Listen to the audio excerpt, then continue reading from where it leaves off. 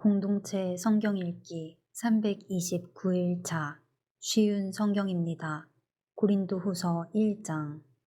하나님의 뜻에 의해 그리스도 예수의 사도가 된 나 바울과 형제 디모데는 고린도에 있는 하나님의 교회와 아가야 전 지역에 있는 모든 성도들에게 이 편지를 씁니다.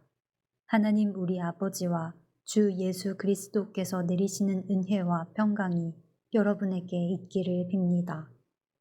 우리 주 예수 그리스도의 하나님과 아버지를 찬송합니다. 그분은 인자하신 아버지이시며 모든 위로의 아버지이십니다. 하나님은 우리가 여러 가지 환난을 당할 때 위로해 주셔서 우리가 하나님께 받은 위로로서 여러 환난을 당한 사람들을 위로할 수 있게 하셨습니다.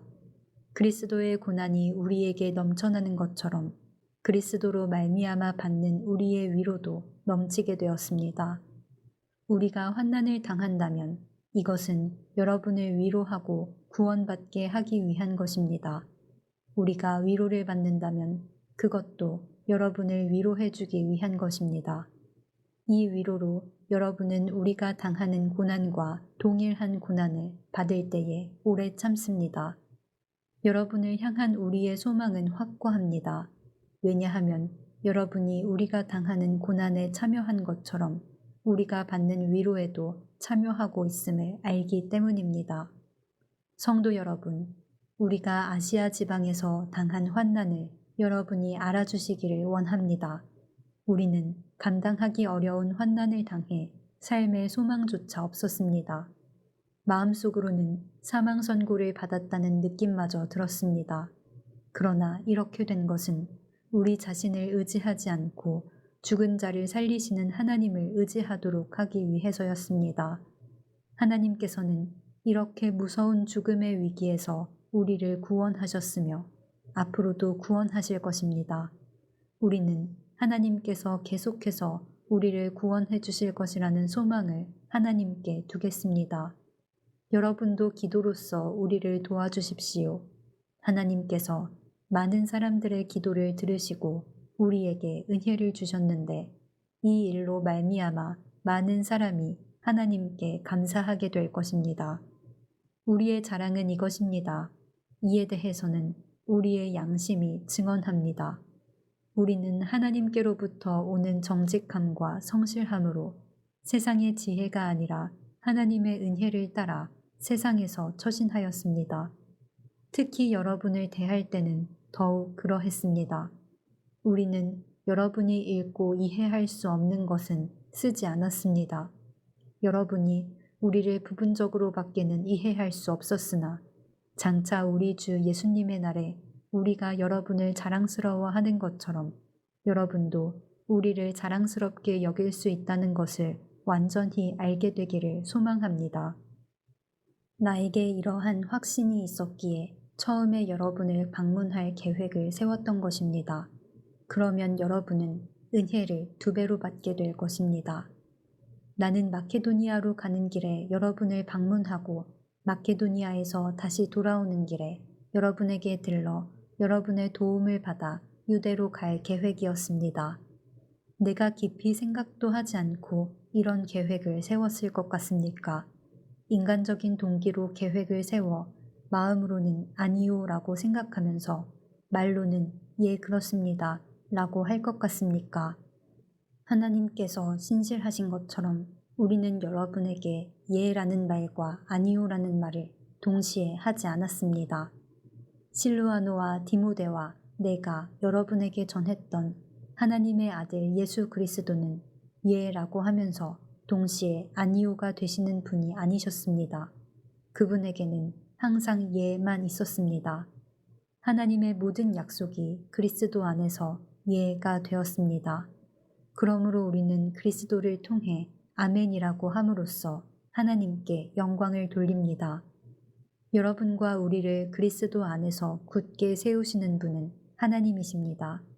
하나님께서는 우리에게 기름을 부으시고 우리가 그분의 소유라는 표로 인을 치시고 그 보증으로 우리 마음에 성령을 주셨습니다. 하나님을 내 증인으로 모시고 말하는 것인데 내가 고린도에 가지 않은 것은 여러분을 아끼는 마음 때문입니다.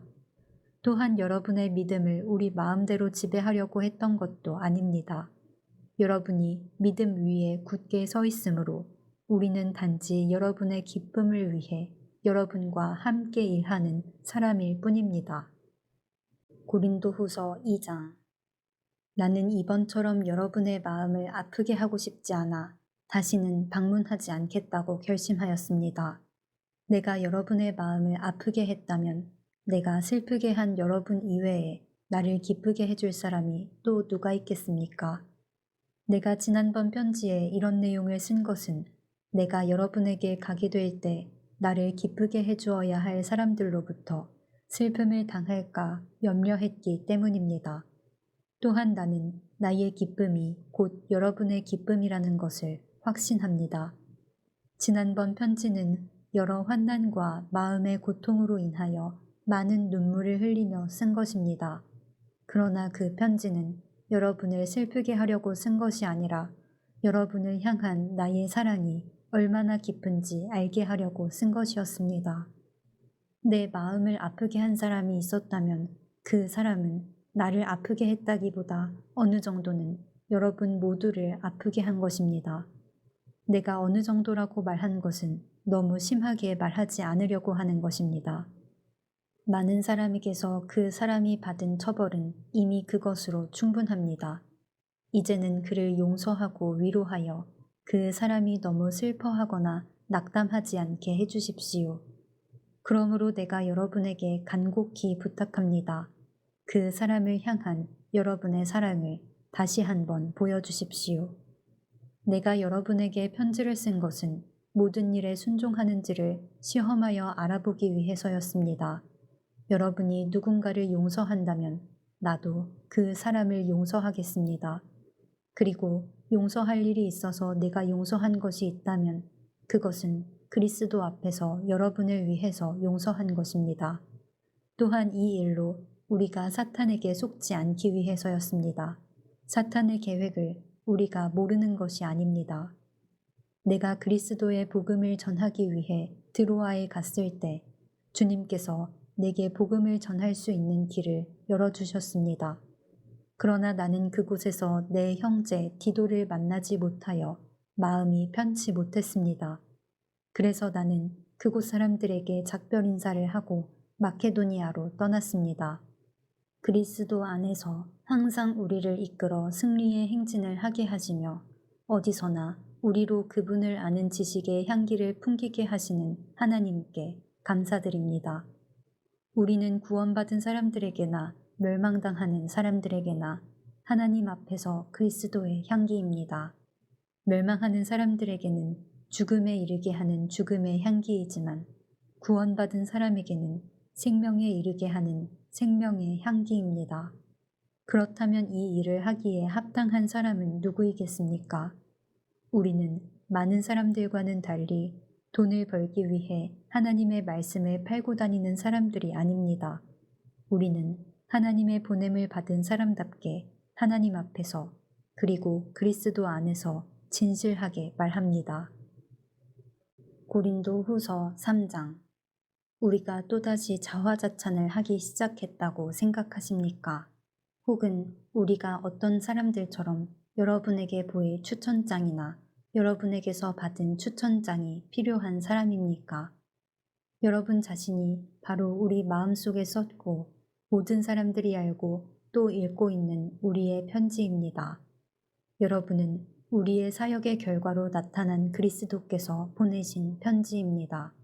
이 편지는 먹이 아니라 살아계신 하나님의 성령으로 쓴 것이며 돌판이 아닌 사람의 마음판에 쓴 편지입니다. 우리는 그리스도로 인하여 하나님 앞에서 이러한 확신이 있습니다. 우리는 이런 일을 할 수 있는 자격이 우리에게 있다고 생각하지 않습니다. 우리의 자격은 하나님께로부터 나옵니다. 하나님께서는 우리에게 문자가 아니라 성령의 언약인 새 언약의 일꾼에 합당한 자격을 주셨습니다. 그것은 문자는 죽음을 가져오는 반면 성령께서는 생명을 주기 때문입니다. 돌판에 새겨져 있는 죽음에 이르게 하는 율법에 의한 직분도 영광스럽습니다. 그래서 비록 사라질 영광의 광채이기는 하지만 이스라엘 자손들은 모세의 얼굴에 나타난 광채 때문에 그의 얼굴을 똑바로 쳐다보지 못했습니다. 그러니 성령의 사역은 얼마나 더 영광스럽겠습니까? 사람들에게 죄가 있다고 판정하는 사역도 영광스러운데 의를 가져다주는 사역은 얼마나 더 영광스럽겠습니까? 이런 면에서 훨씬 더 빛나는 영광과 비교해 볼 때 이전에 영광스러웠던 것은 전혀 영광스러운 것이 아니었습니다. 사라져버릴 것도 영광스럽다면 영원히 지속될 것은 더욱 영광스러울 것입니다. 이러한 소망이 우리에게 있기에 우리는 매우 담대합니다. 우리는 이스라엘 자손이 자기 얼굴의 광채가 사라져가는 것을 똑바로 쳐다보지 못하게 하려고 자기 얼굴에 수건을 덮은 모세처럼 하지 않습니다. 그러나 이스라엘 자손들의 마음이 둔해진 까닭에 오늘날까지도 옛 언약을 읽을 때 수건을 그대로 쓰고 있습니다. 이 수건이 아직까지 벗겨지지 않고 있는 것은 이것이 오직 그리스도 안에서만 벗겨질 수 있기 때문입니다. 오늘날까지도 이스라엘 자손들이 모세의 글을 읽을 때 그들의 마음에는 수건이 덮여 있습니다. 그러나 누구든지 주님께 돌아올 때 그 수건은 벗겨질 것입니다. 주님은 성령이십니다. 주님의 성령께서 계신 곳에는 자유가 있습니다. 우리는 모두 수건을 벗은 얼굴로 주님의 영광을 봅니다. 이렇게 해서 우리는 주님의 형상으로 변화하여 점점 더 큰 영광에 이릅니다.